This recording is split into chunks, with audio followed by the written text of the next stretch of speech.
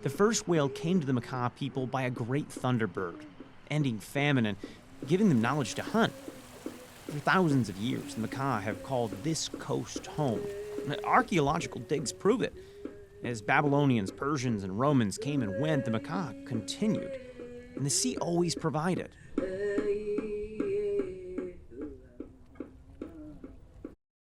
Pierce County government is using the month of May to raise awareness.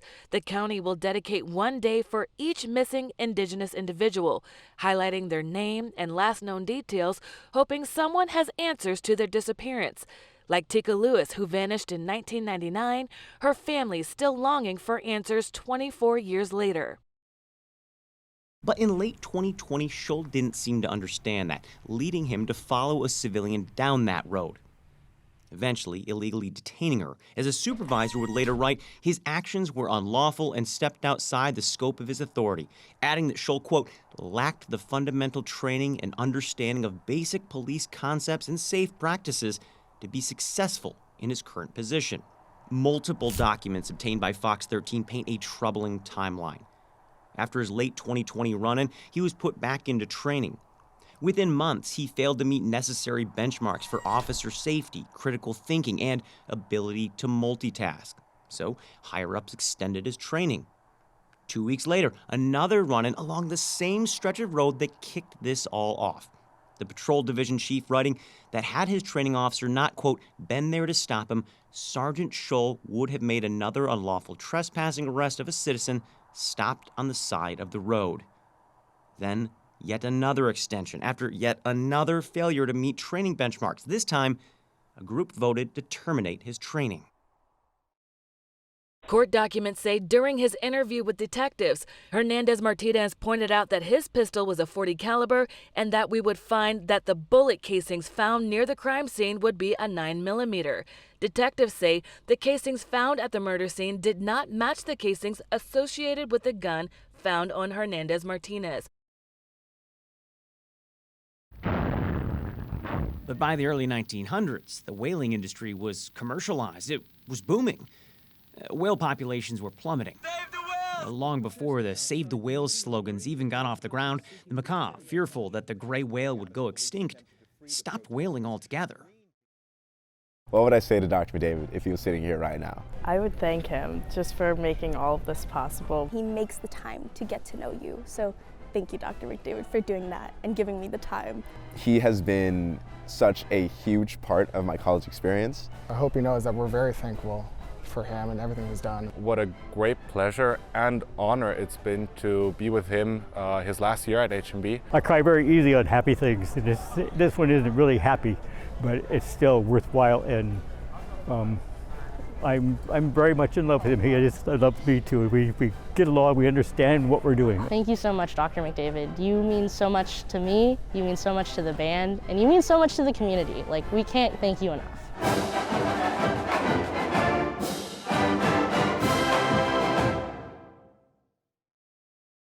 SCAN stands for Safe Child and Adolescent Network.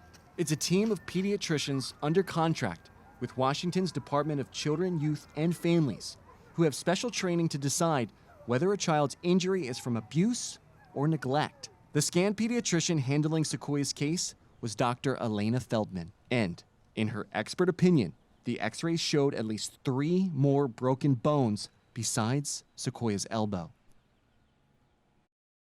On these very waters, over a century ago, the SS Styx was a popular means of ferrying to and from the peninsula. The petition for a protection order, filed on March 3rd, says Ramin would leave the woman voicemails more than 10 times a week, sending gifts and flowers to her home, even saying he hired a jazz band to play outside her house for 2 hours, but then called it off. The documents say the suspect would also leave her husband 20 messages a day. He even found her friends' addresses and phone numbers without their permission. Chief Lowe says a restraining order was officially filed with the city's prosecuting attorney's office, with a hearing scheduled for March 17th. The state's 20-year plan calls for work on roughly 1.25 million acres of forest lands, much of it primed to burn. And frankly, we let it get to this point. Smokey the Bear, Hello there, folks. Scientists like to call it the Smokey the Bear effect. Only you can prevent forest fires. Through radio, TV, and magazine ads, Smokey taught us about forest fires. Perhaps the message was too good. Anyone who handles fire in any form is a potential killer. As Americans grew fearful of fires, the message became put out fires fast. And that created new problems. When I first heard the SPD displayed a fake tombstone with my son's name on it, I was shocked. I cannot explain the pain and the anger that I felt.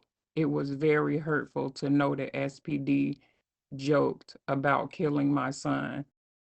Washington State will have the highest minimum wage in the country at $16.28 per hour. That's more than double the federal minimum wage at $7.25. And if you work in Seattle, SeaTac, and Tukwila, the minimum wage is even higher. Seattle at least $19.97 and Tukwila at least $20.29. I have our officer victim in my car. I will be driving to Providence. Backup could soon come from state legislation. House Bill 1380 proposes to fund recruitment, retention, and support for law enforcement officers. Specifically for WSP, the money would help in establishing a state recruitment program, offer a $5,000 new hire bonus for state patrol officers, as well as a $5,000 retention bonus for troopers who stay on the force for at least 1 year. A friend posts a picture of their pet. You would probably like it and then move on. But say you see a post that upsets you. You leave an angry emoji, maybe a comment, and even share the post with your friends to show them how upsetting it is. Just like that, you have tripled your engagement and spent much more time on the platform because you were upset. Letters of support pouring in. One example out of the thousands already written reads, "The situation is dire. The population is isolated. They probably will go away with no help. They need our help to survive." You see, part of this, the reason people want grizzlies here, is that they represent a piece of a larger picture. In 1932, Nobel Prize-winning biologist Paul Ehrlich wrote, "The first rule of intelligent tinkering is to save all the parts." Grizzlies are a part. They have a role to play. Bradley is charged with 2 counts of first-degree murder and 2 counts of second-degree murder. Court documents reveal the suspected killer has a common scheme. He tells an individual that he needs their help digging up gold, lures them out to a wooded area alone with him, murders them, and buries or leaves their body deep in the park. After completing his murder, the defendant takes possession of the victim's vehicle and anything inside the vehicle and is seen driving the vehicle in the hours or days after the victim is missing. Backing up their request, more than 70 agencies, from Seattle Police to U.S. Marshal Services, even the FBI, sent a letter to lawmakers about the importance of a new aircraft. Several senators have also signed their support. But there's still a procedural debate at the Capitol building on where the money should come from. Show back in March of 2007. This very property sold for $2.5 million. When Hearst & Sons purchased it this past July, they threw down just over $7 million. That's an increase of more than 150%. 3 options. 1, raising the price to $15 and extending peak hours. Another, raising that max rate to $18. A third option would include weekend tolls. A dime doesn't sound like a lot, but if someone were to check out 5 books and they're all overdue, that is 50 cents per day. It set up this just really yucky dynamic for people to go along with the masses and not question authority and not feel confident and trust their educational background. The Washington Federation of State Employees says outward mindset has become DOH's standard for conduct, accusing DOH of using it in hiring, firing, promotions, and discipline. Not only has there been bills to axe the current Grizzly relocation plan, but letters from Washington Representatives Dan Newhouse and Kathy McMorris Rogers have called for more time, writing, quote, "Although it seems clear that your agencies have already reached a decision on introduction, the Washingtonians impacted by this decision deserve adequate time to review and respond." The report does lay out details on a preferred path forward. Out of 8 options, NOAA recommends alternative number 7. Now, in a nutshell, that plan would allow the macaw to resume whaling up to 25 whales over the course of 10 years, with hunts alternating what time of year they would take place. Each speaker gets 3 minutes, so keep an eye on that stopwatch there. A man self-identified as Richard, who's remote, not there in person, begins by making a political statement before Linwood City Council. I'd like to ask the city to pass a resolution or come out with a public statement condemning the terrorist action of the Israeli government against the Palestinian people. About 20 seconds in, his speech spirals into an anti-Semitic rant. Council members say nothing as he continues, allowing him an entire 3 minutes to make some downright ugly remarks. Excuse me, Richard, but you need to clean up your language. You have 5 seconds left. Completely ignoring her ask, he continues on with comments so abhorrent, we had to bleep them out. All right. Nobody puts a stop to it. Nobody sitting at the dais denounces him. Then, out of the shocked silence, another voice emerges.